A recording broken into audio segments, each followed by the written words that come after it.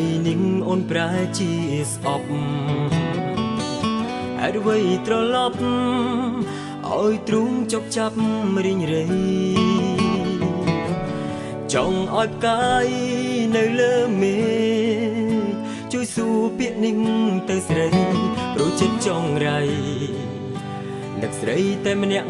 ឯងរៀងមកគឺអូនស្នេហ៍គេ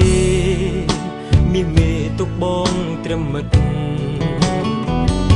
អូននៅនឹកគិតទាំងគេធ្លាប់ក្បត់ចិត្តស្រីបងជាឆ្លើយស្នេហ៍មែនទេមានមេប្រាប់បងផងថ្លៃឬមួយក៏ស្រីតាំងចិត្តត្រូវធ្វើបែបនេះនៅចាំបានទេប្រលឹងបងអើយខ្យល់បងល្វើយល្វើយទឹកភ្នែកសួរខ្នើយរងស្រីធ្លាប់កាយរួមគ្នាពីអ្នកនឹងបងតែពេលនេះមុនអងប្រែថ្មីមួយខែ10ថ្ងៃស្រីនឹងភ្លេចសន្យាតែបងនៅចាំតួអូនព្យាយាមបំភ្លេច